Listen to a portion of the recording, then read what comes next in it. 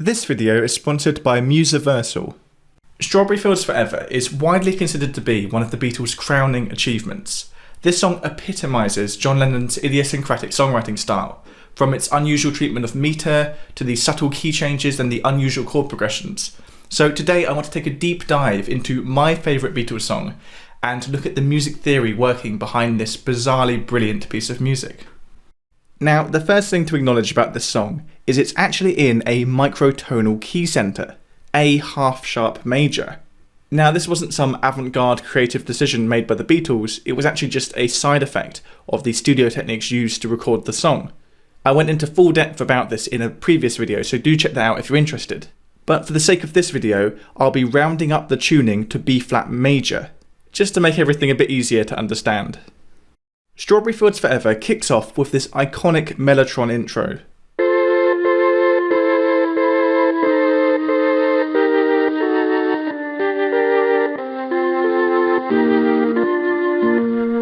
Now, straight off the bat, this chord progression actually gives us a bit of tonal ambiguity.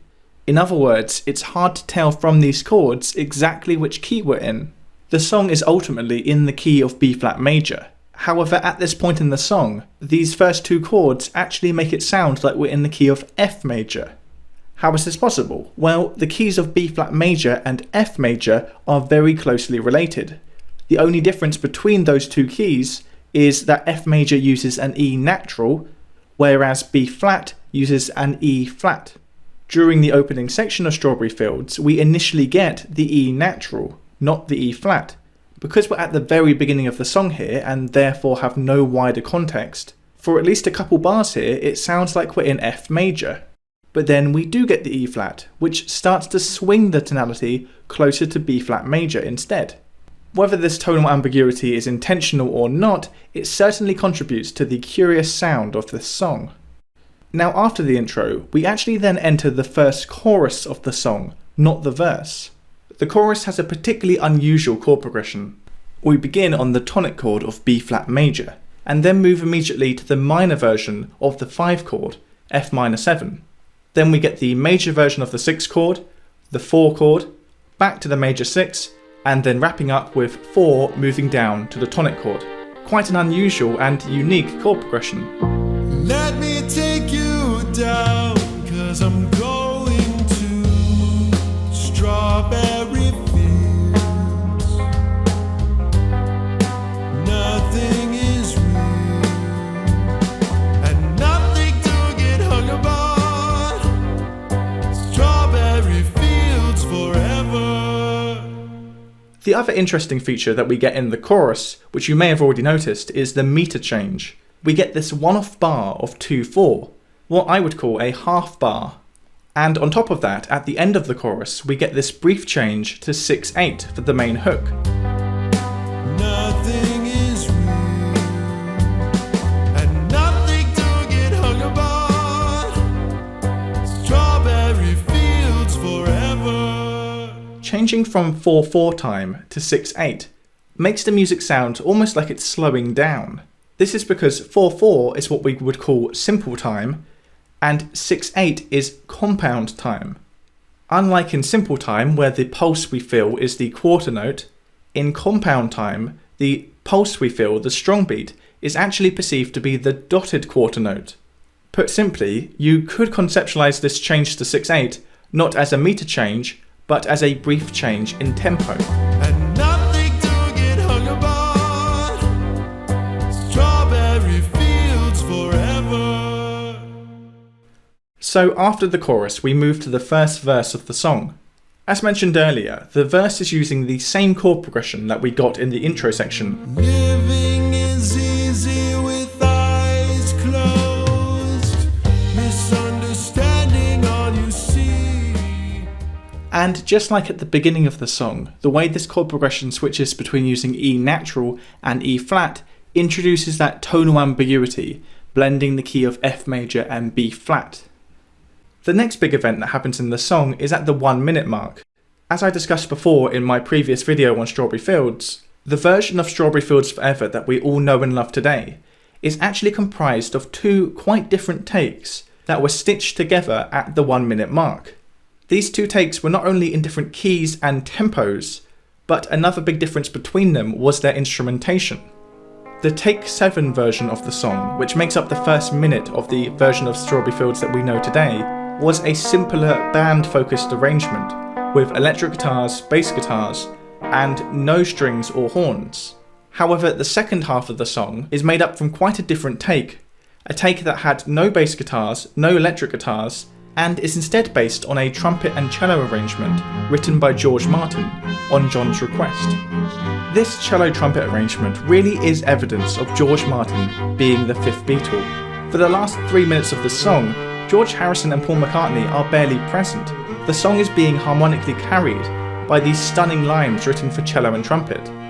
And these lines have some real character to them. George Martin made some really interesting decisions when he wrote these lines, like this triplet-based cello line we get here.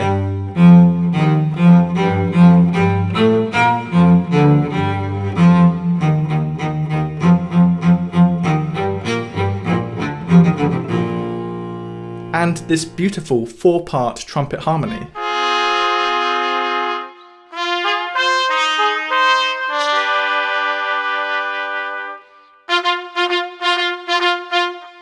An interesting little moment actually in the cello line for this song is when we get this low B flat note.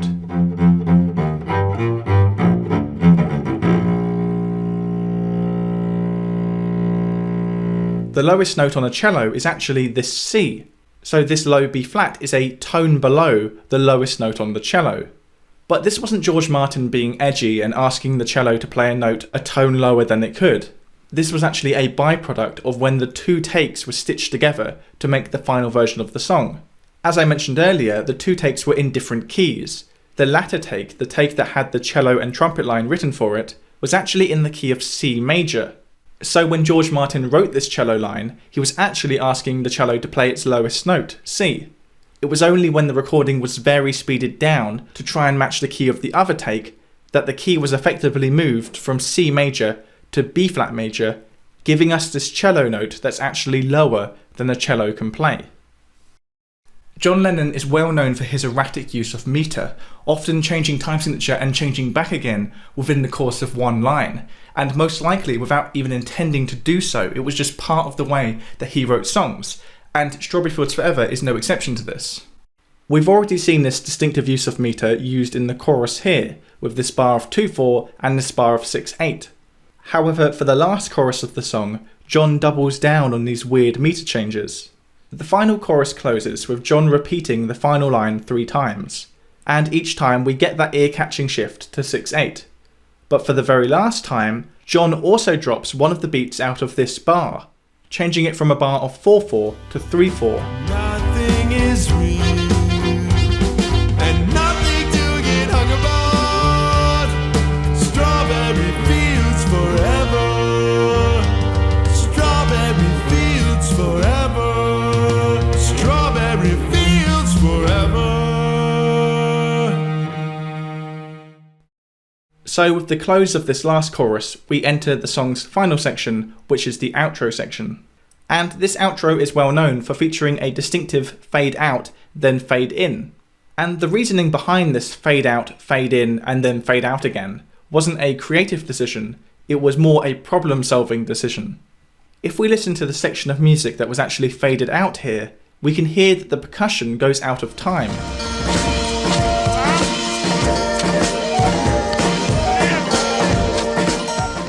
George Martin and the band were quite fond of this outro, so they didn't want to fade it out here for good, instead fading it out for the bad percussion playing, and fading it back in again when the music had fallen back into time.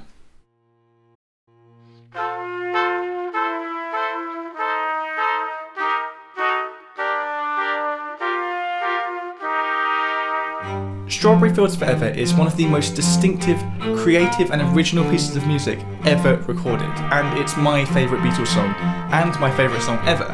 This song, in every aspect, whether it be the chord progressions, the use of meter, the studio techniques, pushes against the grain of what was used at the time, and still what is used today. This song is just so unique in its approach and its sound, and it 100% achieves what it set out to do, pulling you into the weird and wonderful world of John Lennon, taking you down to Strawberry Fields. As you would have noticed, for this video, rather than using the original recording of Strawberry Fields, I've actually used a cover that I created. As otherwise, because the Beatles are particularly strict with copyright on YouTube, this video probably would have been blocked the moment I uploaded it. And I never would have been able to create this elaborate cover version without the help of today's sponsor, Musiversal. Musiversal is an online recording service where you can hire professional session musicians and record remotely via video call. As you've already heard today, Musiversal offer cellists, trumpet players, guitarists, vocalists, drummers, and much more. They even offer mixing and mastering services, so you can really take a song from conception to completion. Musiversal really is a great service and a great way to access world-class musicians, no matter where you are in the world. Sign up with coupon code DavidBennett50 to get 50% off your first month of Musiversal.